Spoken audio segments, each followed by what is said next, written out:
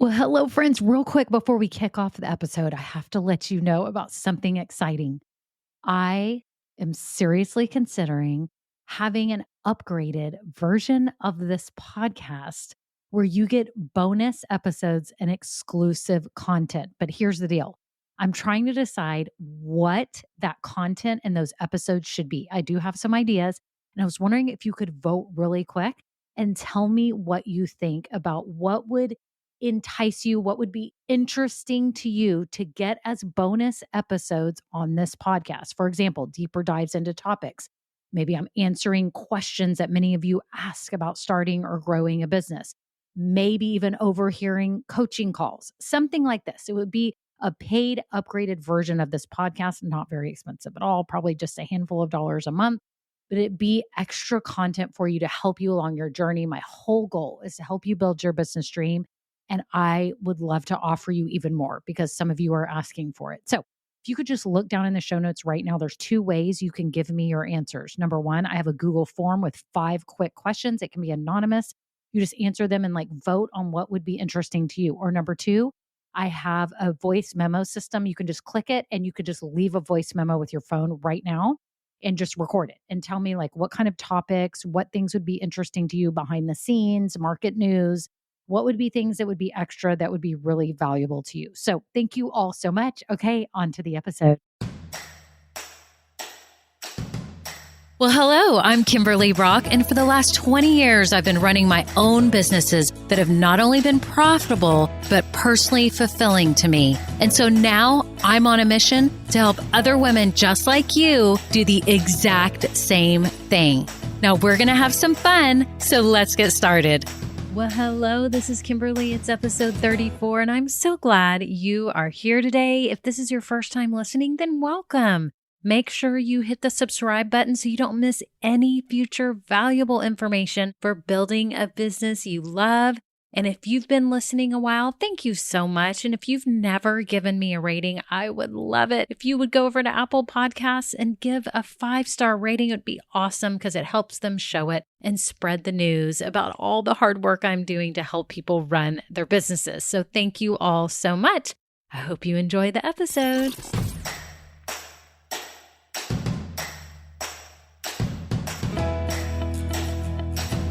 Well, hello. I'm so glad you are all here today. I am talking about mindset today, and I wanted to ask you, do you ever feel like you are in more of a scarcity mindset or a mindset of abundance? Have you ever really thought about that? It's weird. I had not really thought about this concept, and lately I've been seeing a lot of this pop up, so I was reading more about it. And I think it's really interesting how it plays into the entrepreneurial mind, right? Because those of us that are entrepreneurs and starting a business or thinking about it, or maybe even you've been running one a while, just like me. I've had my own businesses for a really long time. And I have to admit, after learning more about this, I'm thinking, man, that is my mindset sometimes. Sometimes I must have a scarcity mindset, and it's scary, and we don't want to get caught in that loop. We want to have a positive outlook, and not a way of being over positive, but saying, I'm going to put my mind to this in a positive way so that I can move forward effectively. So here's some examples of a scarcity mindset. Things you may think in your mind that you may say to yourself, like, I don't know how I'm going to make money doing this, or I don't know that I have enough knowledge to share this.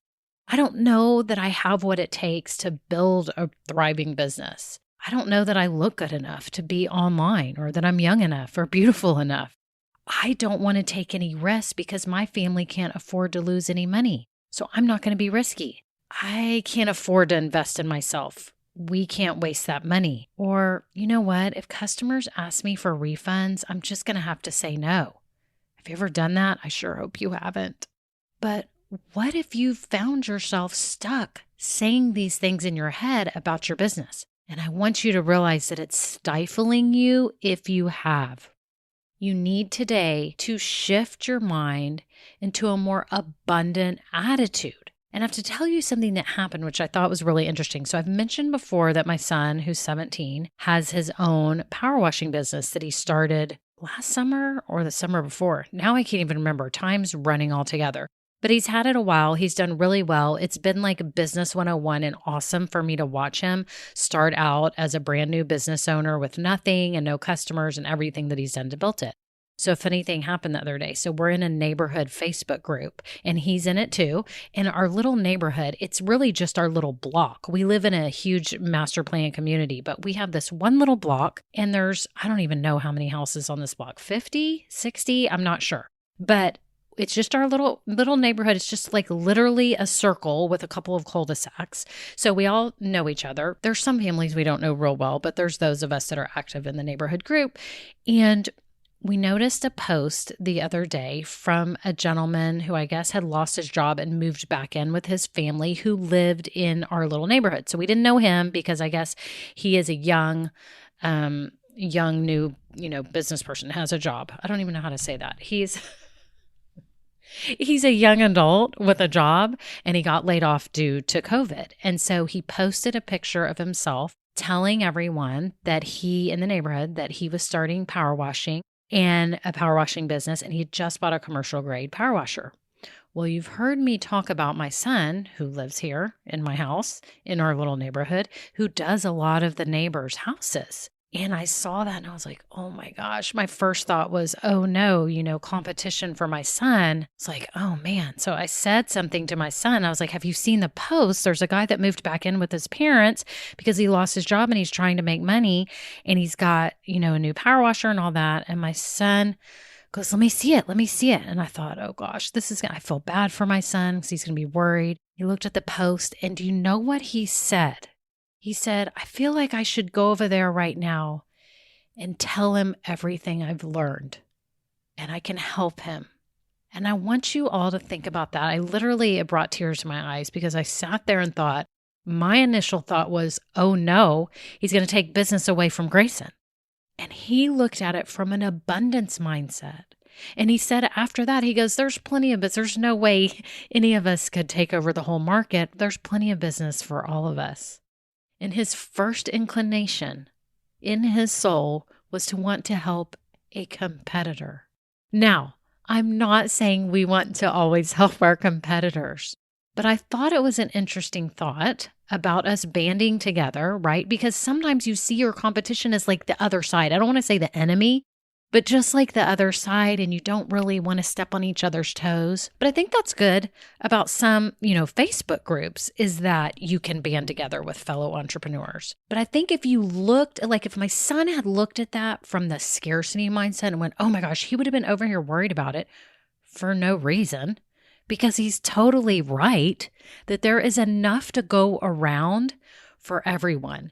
And I think it's scary as an entrepreneur today.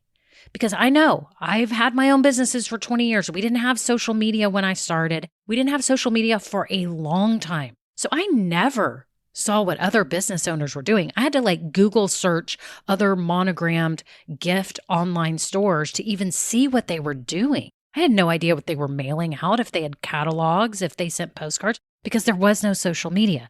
All I could do was go by and look at their online store. So think about it. I wasn't getting the constant barrage of competition and what other people like me were doing. And so I understand how you feel right now because you're sitting there trying to build your business. You're trying to research what you're doing and seek out learning, right? But sometimes it can do the opposite and make you feel less than and get you into that scarcity mindset. Here's some ways that we can approach our business with an abundance mindset. Remember, number one, like my son said, there's plenty to go around, okay? And not to be scared of your competition. Number two, you can present yourself in the best light for you, but you don't have to worry about how you compare to others with the way you look, because I think a lot of women especially feel weird about that. Online, you're really concerned about how you look. I know too, I've not posted a lot. I don't post a ton of pictures of me or anything because I guess I have the wrong mindset. But I have to tell you, I'm taking steps personally. I'm about to be on video a lot more and I'm going to overcome this and do this. I'm 47 years old and I'm going to do it now. My wrinkles aren't going away. They're only getting worse, right? That's not the abundance mindset. Well, I guess an abundance of wrinkles, right? Okay. But my point is, you got to seize the day and stop worrying about this periphery stuff, all this stuff that's just juggling in your mind that's stopping you from moving forward, because that's what the scarcity mindset is doing.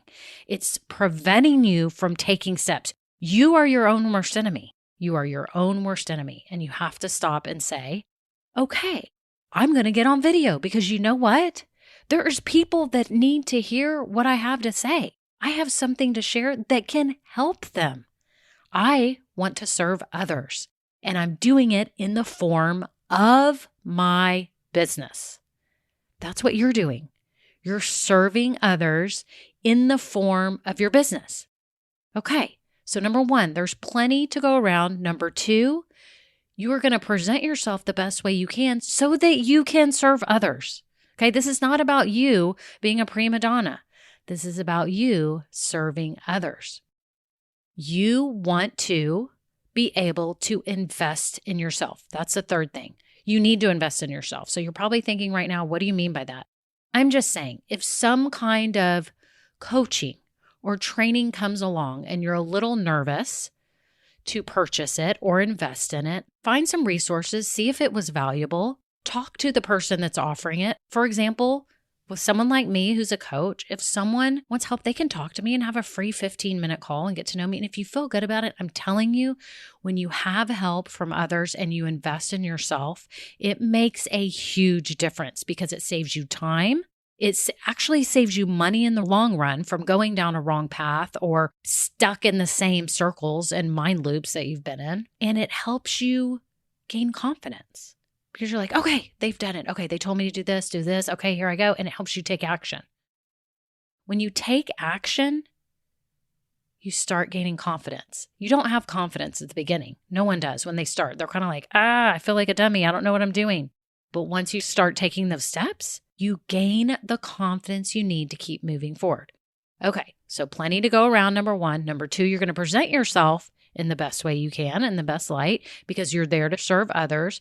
Number three, you are going to invest in yourself when you need to, because it's going to save you time and money and help you take the action you need so you can gain confidence. For those customers that complain or want a refund or don't seem totally happy, do the right thing. Refund them. Don't be stingy. If you're stingy, that's coming from a scarcity mindset. You have to ask yourself, why am I being so stingy? Because I take pride in my work and I don't want people to tell me that it's not good when I know it's good. That's not the attitude. Maybe it's not great for them. Let them go. Let them get their refund, because you get more respect by being kind about a refund or about a return. I mean, I've had years of monogram gifts where things would go wrong here or there. And sometimes I'm like, I have to admit, sometimes I was like, I don't really want to give this person a refund, but you have to. You have to smile and go. Maybe set rules on your website ahead of time, but don't be stingy, because you want to be known as a kind person, and you shouldn't be doing it from a place of fear or annoyance. You want to take care of your customer, okay? And number five, you know that you want to accomplish something special, right? And you're on a mission. So if you tell yourself today, I'm on a mission to help people, and you've heard me talk about this before, I'm not going to stop talking about this one thing, that you are on a mission, because I think it's important to remember. It kind of refocuses you when you have those troubled times to go, wait a minute, step back. I'm here to help people. I'm here to make the world a better place, even if it's just a little bit. I'm here to make the world a better place by whatever you're doing. Keep that in your head. Write it on a piece of paper and put it on your desk. Okay? You are here to make a difference in the world and serve people. You have something unique that people want to hear, use, see, learn from. And if you're not being brave enough and you're not putting your mindset aside and saying, I'm moving forth because I know I can make a difference, then you are not living your full potential. And how sad is that? So today's the day. Take a deep breath.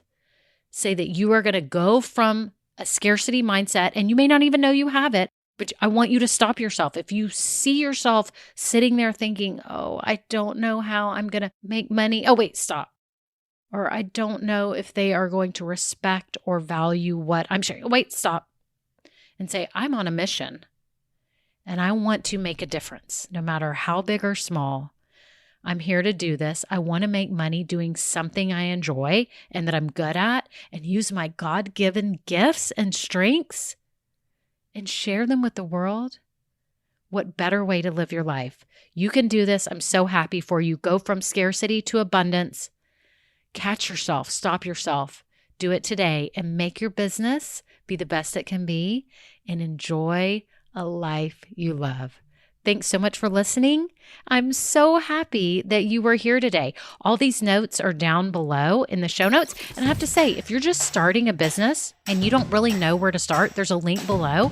I've got a free checklist for the first 16 steps. I know that sounds like a lot. It's actually not as bad as you think when you read it, but it's a checklist for you to be able to start sorting through all the things you need to be doing if you're just starting your business. So again, you can scroll down right now in the show notes. Thank you all so much for listening, and have a great day. Bye now. Now, this episode may be over, but our relationship does not have to end here. Head on over to KimberlyBrock.com, and yes, you can get more valuable information for your journey. And you know what? You don't need to go through this alone. I would love to help you. Thank you so much, and have a great day. Bye.